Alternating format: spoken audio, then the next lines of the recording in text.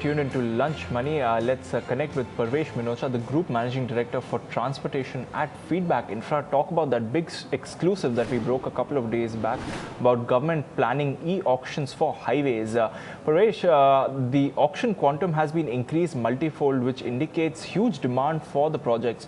What do you expect as the institutional response from the government's move to auction national highway projects?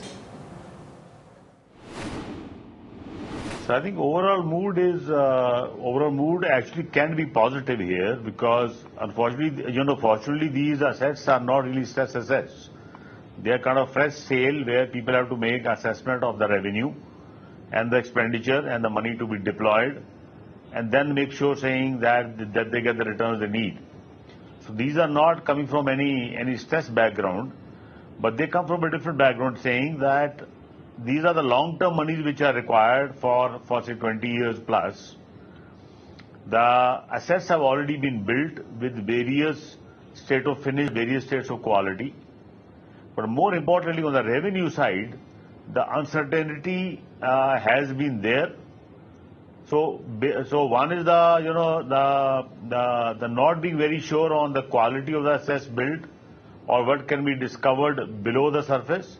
And secondly, also on the revenue side, both sides are little iffy. So I'm not sure people are really lining up because this has been in the pipeline for almost a year now, actually longer than a year.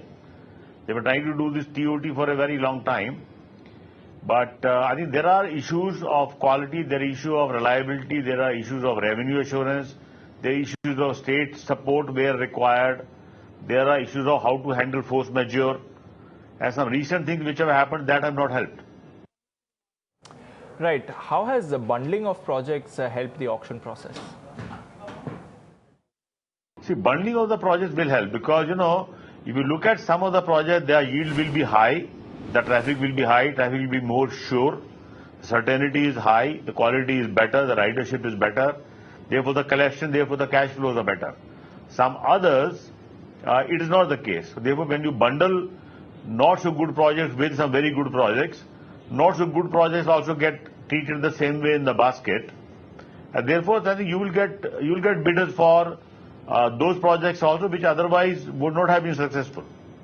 So the bundling helps to make not so completely viable projects also reasonably viable because the bundle is viable. Fair point. What sort of risk cover or financial incentives is NHAI providing to investors? Because for years we have seen investors have shied away from this sector. See, there is no financing being provided from what I understand. However, on repeated demands of the potential investors, certain things have been agreed. For example, the potential investors have been saying, look, what if we discover 1 year later or 3 years later that the inherent quality of the asset is not so good. Now, testing can reveal only so much. The assets which have been built almost 5 years ago or 10 years ago, today we can test only so much. What if we discover that it's not so good because we are supposed to maintain at a certain level of smoothness, certain levels of being free from the trouble. If we discover that there is an inherent issue, who is taking that risk? So I believe NHAI has agreed to take that risk.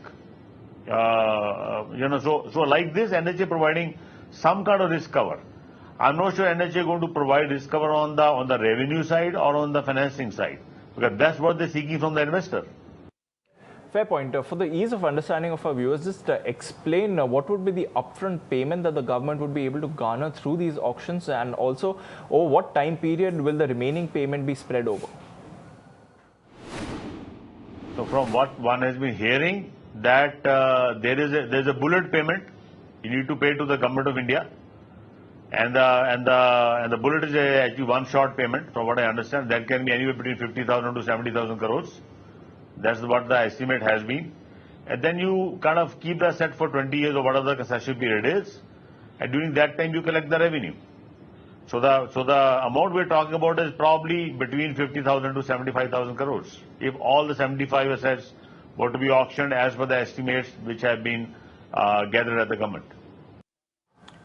Right. Once NHAI receives the money, what is the exponential impact that it could have on the infrastructure investments in the country? Given that these funds could be combined with bonds and the SPV route for funding, it could imply large-scale investments in the sector.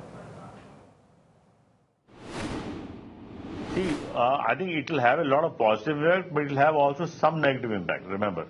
Because some of these institutional funders are also seeking the secondary assets in the market. So they are investing, they are buying the assets. If they exhaust it here, some of that buying could come down. But on behalf of NHAI and on behalf of government, it will fill a large resource gap which they need. In today's day and age where the BOT is not really flying off the shelves, they are putting a lot of public money and therefore, bidding out the projects. They'll give them more scope to bid. Therefore, some of the projects which otherwise could not be funded, will fill that particular gap. And it's NHAI's own money in one way. So therefore, they have a little more flexibility there rather than asking from Finance Ministry. So it's kind of money which has been spent already by NHAI, of course, using the funds which have been gathered either through the cess or from the bonds or from the Finance Ministry. But this will provide a lot more flexibility to NHAI to put projects on the ground through the normal EPC route or even the hybrid annuity route, because that money will be available to government. That money will be available to NHAI particularly. Right. What's the kind of internal rate of return that would be targeted by the bidders, since it is assumed that auction would be on the telecom template? Do you see any risk of overpricing in the competition? See, unlike the coal mines or unlike the spectrum where the asset was required to run the current services themselves, they were not kind of additional purchases for future. Spectrum is required to make your current telecom service more efficient. It was required, coal was required to run the current power plants or the cement plants. This one is a fresh one. So it doesn't come with a pull baggage from other side. Therefore, generally speaking, the IRR will be the cost of money plus the cost of hedging. And if you get about 5% spread, 6% spread, that should be good. So if the money comes at